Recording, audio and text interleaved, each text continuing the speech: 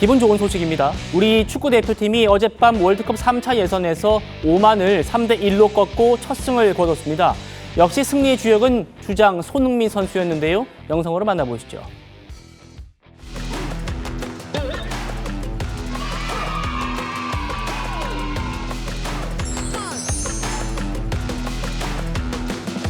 첫 출발이 깔끔하게 되진 않았지만 그래도 원정에 와서 이렇게 승리를 거둬가는 거는 또 특히 더 어려운 상황 속에서 이렇게 승리를 가져가는 건 더 좋은 상황이 저희가 또 단단한 팀이 되는 거라고 생각을 하기 때문에 오늘 경기는 너무 좋았다고 생각을 하고 모여 있을 때 이제 곧 한 경기 끝났고 고개 숙일 필요가 없다라고 인생의 최고의 경기를 펼칠 수 있는 9번에 8번의 기회가 아직도 남아있다라고 좀 자신 있는 말들을 좀 심어줬고 오늘같이 선수들이 이렇게 자신 있는 모습을 경기장에서 보여준다면 8경기 동안도 저희가 충분히 좋은 모습을 보여줄 수 있을 거라고 생각해요.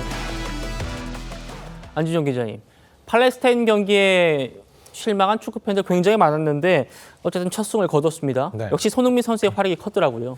네, 오늘 하루 손흥민이 다 했다. 이런 기사 제목 보신 분들 꽤 많이 있을 겁니다. 네. 일단 첫 골의 어시스트도 손흥민 선수가 했고요. 1대1로 팽팽히 맞서다가 후반 35분 때까지도 그 균형이 깨지지 않았습니다. 그 무게의 추를 바로 늘린 사람이 손흥민 선수였습니다. 2대1로 역전에 성공을 했고요. 그리고 후반 추가 시간에 역시 추가골, 주민규에게 패스를 내준 선수 역시 손흥민 선수였습니다. 결과적으로 볼 때 1골 2도움의 기록을 부했는데 결과적으로 이 손흥민 선수가 캡틴으로서 태극전사들을 이끌었다고 볼 수 있습니다. 네.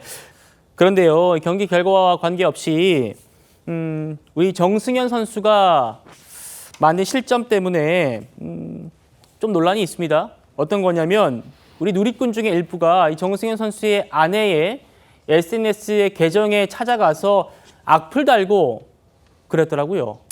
네, 정승현 선수 같은 경우는 한국이 1대0으로 앞서고 있다가 전반전 추가 시간에 결국은 이제 자책골로 1대1이 되는 빌미를 제공을 했죠. 하지만 이 역시 결국은 이게 경기의 일부라고 볼 수 있습니다. 의도가 아니라는 거죠. 결국은 이 선수가 계속적으로 열심히 뛸 수 있도록 격려해줘야 되는데 일부 누리꾼들이 이에 대해서 비판적 목소리를 냈습니다. 중요한 건 비판은 괜찮습니다. 근데 이 선수의 가족 SNS까지 찾아가서 무언가 항의를 하는 거는 결국 비판을 넘어서 비방이 된다는 거죠. 일반적으로 선수들이 못했을 경우에도 이 경우에 더 잘하라고 질책을 했을 경우에는 더욱더 힘을 내는 계기가 될 수 있지만 이런 식으로 가족들에게 어떤 위해를 가한다는 모습을 보인다면 그야말로 선수들이 위축될 수밖에 없는 결과를 초래하게 된 겁니다. 네, 정말 우리 선수들을 사랑한다면 이런 행동을 하지 않았으면 하는 바람입니다.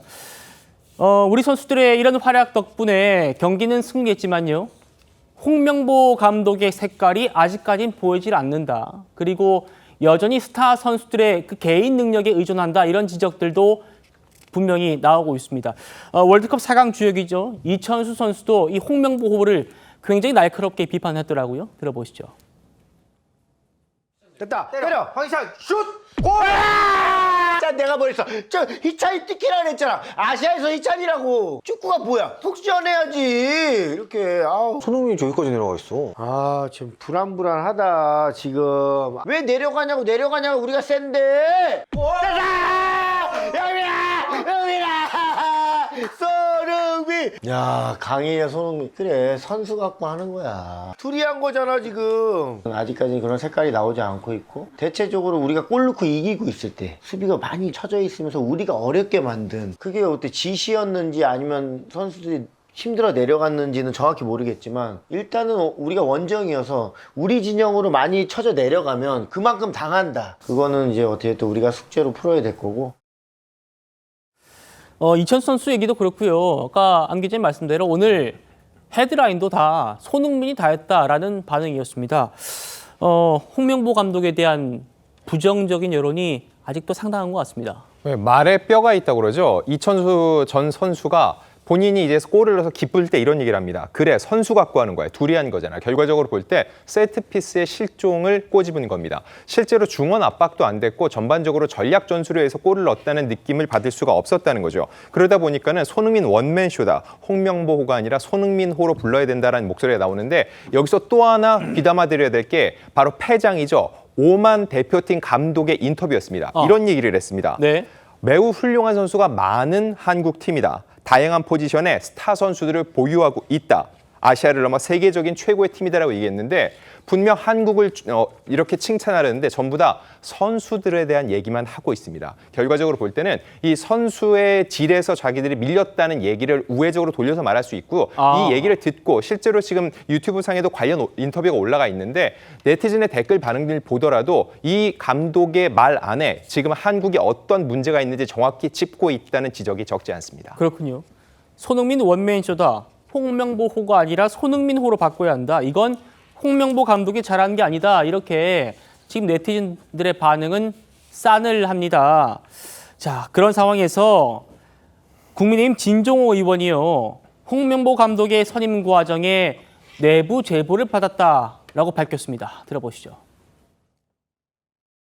홍명보 감독 선임 절차가 공정하지 못했다는 내부 제보가 있다. 또 구체적으로 말씀해 주실 수 있을까요? 저도 구체적으로 좀 우리 국민 여러분들께 상세히 다 알려드리고 싶은데 제보자의 신뢰도도 일단 있고 하지만 네. 이것을 명백히 자료를 바탕으로 또는 우리 또 축구협회에다가 우리 문체위 측에서 한번 질의응답 방식으로 해서 한번 알아봐야 될 거라는 말씀을 먼저 드리고 싶고 다양한 축구협회에 대한 제보가 들어오고 있는 상황에서 경거망동하지 않으려고 꼼꼼하게 체크하고 있는 중입니다. 다가오는 24일 우리 문체위에서 국회에서 청문회를 예정하고 있습니다.